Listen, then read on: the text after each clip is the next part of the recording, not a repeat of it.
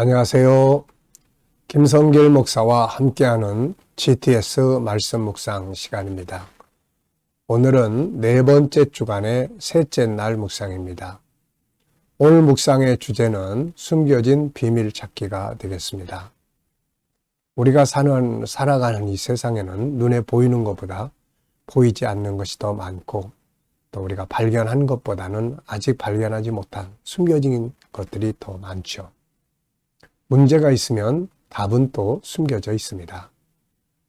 지금보다 더 좋은 변화와 발전의 길도 숨겨져 있는 거죠. 그래서 우리가 이 숨겨진 것들을 찾아낼 때 변화가 있고 발전이 있게 됩니다. 이것을 찾기 위해서 필요한 것은 질문입니다. 좋은 질문은 내 삶을 더욱 발전시켜 줄 수 있는 숨겨진 답을 찾아줄 수가 있습니다.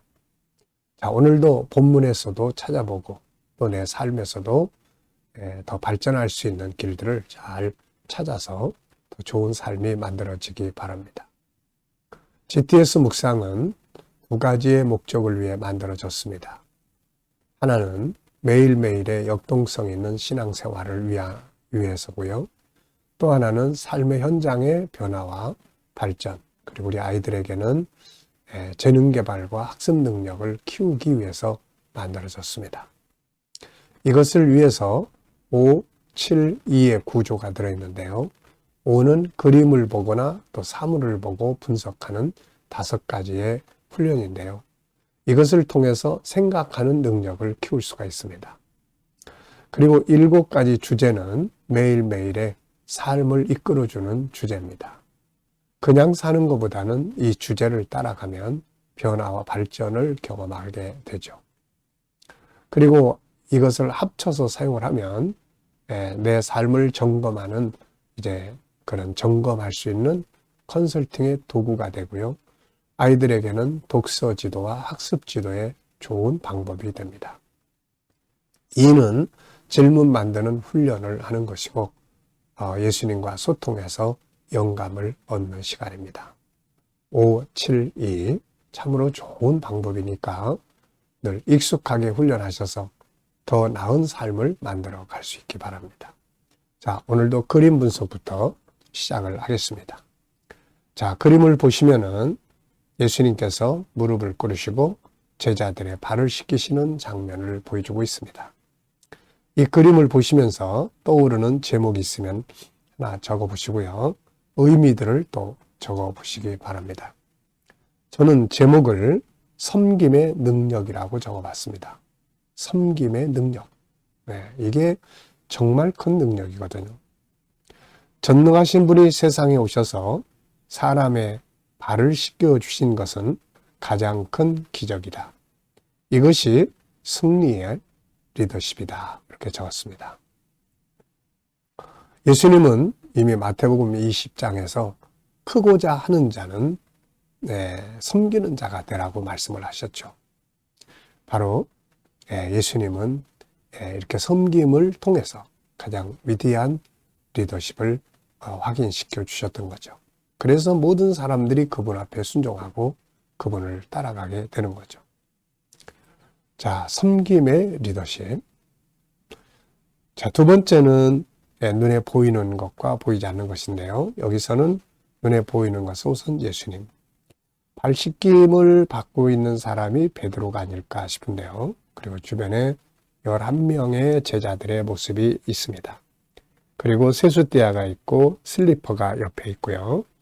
또 의자가 있고 탁자가 있습니다. 자, 보이지 않는 부분에는 제자들의 발을 씻기시는 주님의 마음은 어떠실까? 그리고 발을 씻김을 받는 제자들의 마음은 또 어떠실까? 그리고 섬김 속에 담겨져 있는 의미는 또 뭔가? 왜 예수님은 이러한 행동을 하셨을까? 자, 그리고 이것을 보고 또 느끼고 이 섬김을 받은 자들의 결과는 어떻게 될까? 자, 사도들의 가르침 속에는 섬기고 봉사하고 대접하고 이런 표현들이 많이 등장을 합니다. 아마 이런 표현들을 사용할 때는 바로 이 장면이 항상 떠오르지 않았을까 이런 생각을 해봅니다. 교육 중에 가장 큰 교육은 바로 모델이 되어주는 거죠. 말로 가르치는 것은 어떻게 하는지 잘 모릅니다. 그런데 모델이 보여주면 따라가기가 제일 쉽죠. 예수님은 섬김의 모델이 되어주신 거죠. 세 번째입니다. 그림에서 가장 중요한 것은 무엇인가요? 네, 저는 섬김이라고 적었습니다. 섬김. 참 이것은 능력이에요. 네, 참 아무나 하기 쉽지 않은 능력이죠. 자, 연상법 훈련입니다. 눈 감아보시고요. 이 그림 장면 한번 떠올려 보시죠. 먼저 무릎을 꿇고 앞에 있는 사람의 발을 씻기시는 예수님, 대야, 또 씻김을 받는 사람의 슬리퍼, 그리고 의자, 그리고 옆에 탁자가 놓여 있고 제자들이 쭉 둘러서서 지켜보고 있습니다. 이 그림과 관계된 성경 말씀 요한복음 13장이죠. 마지막 만찬 자리에서 예수님은 제자들의 발을 씻겨줍니다. 마태복음 20장 28절 내가 세상에 온 것은 섬김을 받으려 온 것이 아니라 섬기려 하고 내 목숨을 대속물로 주려 왔다고 하시는 주님의 말씀. 자, 그리고 또 섬겼던 사람들, 이것을 본받아서 섬겼던 사람들이 성경에 쭉 나오죠. 고린도전서 9장에 보면은 바울 사도가 스스로 종이 되어서 다른 사람을 더 구원하려고 섬기는 장면을 이야기를 하죠. 또 수냄 여인 엘리사를 섬겼던 수냄 여인, 또 가이오 요한 3서의 주인공 가이오, 이들은 다 섬기는 사람들이었습니다. 섬기면은 또 희생도 있지만 여기에는 보상도 상도 주어지게 되는 거죠. 알고 보면 섬김은 씨를 뿌리는 것이다 이렇게 말할 수 있죠. 자, 아이들과 함께 묵상을 나누시는 분들은 또 이 그림 속에서 수학 공식, 도형이라든지 각도를 재본다든지 수연산, 또 측정, 규칙, 그리고 자료와 그래프, 이 중에서 한 가지 또 오늘도 생각해보고 지나가시기 바랍니다. 상상력 키우기입니다. 이 그림을 가운데 두고요. 저는 앞에는 구유에 누이신 아기의 모습을 그려볼 것 같아요. 하늘 보좌를 버리시고 이 땅에 오신 그분의 모습. 다음 그림은 계시록 5장 영광 가운데 거하시는 주님의 모습을 그려볼 것 같습니다. 섬김은 섬김으로 끝나는 게 아니라 영광으로 완성되게 되는 거죠. 자, 미래를 어떻게 살고 싶은가요? 그렇다면 지금 무엇을 해야 할까요? 미래의 설계, 미래의 비전, 미래에 난 포도를 따고 싶다. 그러면 지금부터 포도나무를 심어서 잘 가꾸는 작업을 해야 될 것입니다. 그러면 어느 날 풍성한 포도송이를 볼 수가 있게 되죠. 자, 이번 주간의 본문 말씀 읽어보겠습니다. 구조는 3-2-3-1. 그들이 먹을 때에 이르시되 내가 진실로 너희에게 이르노니 너희 중에 한 사람이 나를 팔리라 하시니 그들이 몹시 근심하여 각각 여짜오되 주여 나는 아니죠. 대답하여 이르시되 나와 함께 그릇에 손을 넣는 그가 나를 팔리라.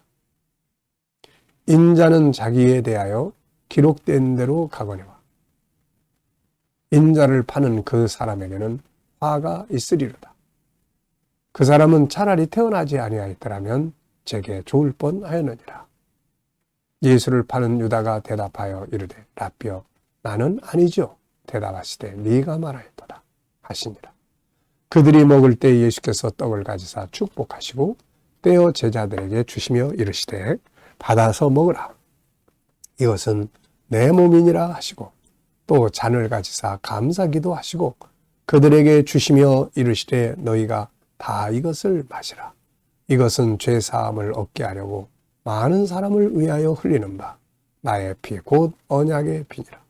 그러나 너희에게 이르노니 내가 포도나무에서 난 것을 이제부터 내 아버지의 나라에서 새 것으로 너희와 함께 마시는 날까지 마시지 아니하리라 하시니라. 아멘. 자, 3-2-3-1. 앞에 3은 식사 중에 예수께서 너희 중에 한 사람이 나를 팔 거다. 그랬더니 제자들이 다 근심하면서 저는 아니죠. 이렇게 묻던 장면. 이는 예수님께서 말씀하셨죠. 인자는 기록된 대로 가거니와 나를 파는 그 사람에겐 화가 있다. 차라리 나지 아니한 것만 못한다. 이때 가룟 유다가 선생님, 저는 아니죠. 아주 뻔뻔하게 질문을 합니다. 그래서 3, 2. 그 다음에 또 3이 있습니다. 이제 만찬을 나누시는 장면에 먼저 떡을 떼어 나누시면서 축복기도 하시고 뭡니다. 그 다음에 잔을 나눠주시면서 그때는 감사 기도를 하시죠. 그리고 언약의 피다. 받아 마시라. 자, 그 다음에는 이제 마지막 일은 새 약속입니다. 아버지의 나라에서 우리가 새 것으로 마시자 하는 거죠. 자, 이렇게 3, 2, 3일 구조를 정하면 외우기가 아주 쉽다는 거 기억하시고요.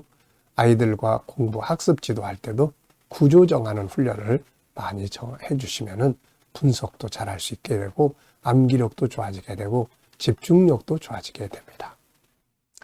감사한 거 적어보겠습니다. 어제 하루 어떻게 사셨는지 한번 돌아보면서 감사한 거 적어보시고요. 오늘 또 하루를 시작하면서 감사하고 싶은 것들 쭉 적어보십시오. 그리고 미래를 또 생각하시면서 감사하고 싶은 것들을 적으시면 됩니다. 자, 본문을 보면서 오늘 느끼는 것은 무엇인가요? 저는 4가지를 적었습니다.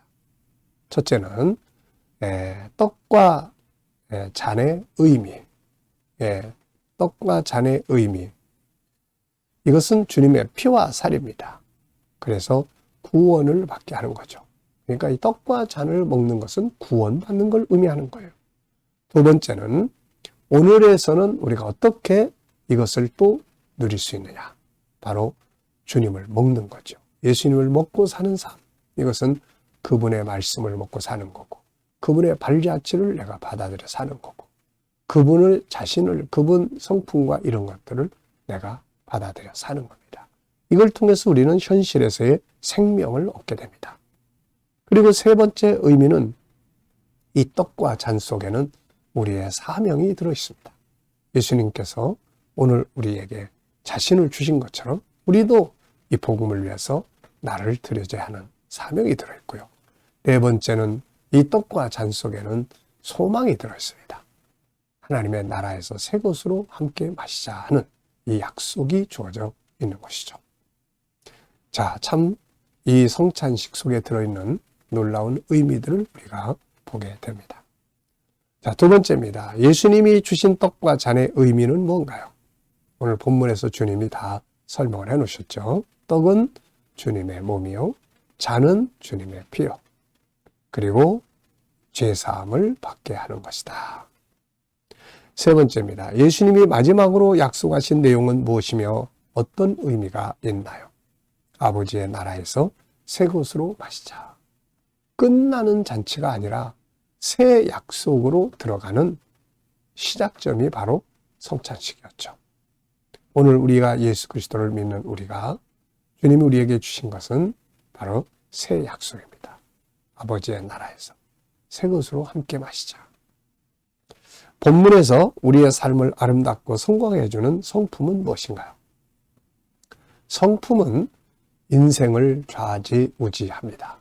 그 사람의 삶을 아름답게 만들기도 하고 아주 고통스럽게 하기도 하는 것이 바로 이 성품입니다. 이 성품은 선천적인 것도 있고 후천적인 것들도 많아요. 그래서 이 후천적인 것들은 새롭게 바꿀 수가 있게 되는 거죠. 예를 들면 창세기 1장 27절에 하나님을 닮은 성품들은 본성입니다. 이거는 아주 좋은 거죠. 그리고 창세기 3장에 죄가 들어오면서 또 만들어진 성품들이 있습니다. 자, 이런 것들을 우리가 살아가면서 익숙해지고 굳어진 오늘의 나의 모습이 있는 거죠. 그래서 이 성품은 바꿀 수 있다. 그래서 바꾸는 연습 많이 해야 되는데요. 여기서 이 본문에 보면은 아주 좋은 성품들이 나타나죠. 우선 예수님에게서는 순종하시는 모습, 그 다음에 축복하는 내용, 감사하는 성품, 그리고 미래 비전을 말씀하시는 내용. 자, 미래 비전, 소망 이런 것들은 정말 다 성공하게 만들어주는 성품이 되겠습니다. 자, 23절로 24절에서 질문 만들게요. 대답하여 이르시되 나와 함께 그릇에 손을 넣는 그가 나를 팔리라. 인자는 자기에 대하여 기록된 대로 가거니와 인자를 파는 그 사람에게는 화가 있으리로다. 자, 저는 이런 질문을 좀 해봤습니다. 차라리 나지 않은 것이 더 좋은 자다라고 하는 자들은 누군가? 차라리 태어나지 않은 게 더 나아. 자, 우선 본문에서는 가룟 유다가 있죠. 지옥 가니까. 그리고 넓혀보면은 안 믿는 사람들이 있습니다. 이 사람들은 다 지옥으로 가는 거죠. 지옥 가서 영원히 사는 것보다 차라리 안 태어나는 게 더 나을 뻔한 자들이 바로 그런 사람들이에요. 근데 태어나기를 진짜 잘한 사람들은 예수 믿고 구원받은 사람들이죠. 천국의 영생이 기다리고 있으니까요. 자, 업무나 공부에 대해서 질문 만들어 보겠습니다. 자, 업무 잘하는 방법 무엇인가? 항상 말씀드립니다. 4가지. 첫째는 열정 가지고 해라. 어영부영하면 안 된다. 두 번째는 어영부영하면요 더 힘들어요. 그리고 감사함으로 해라.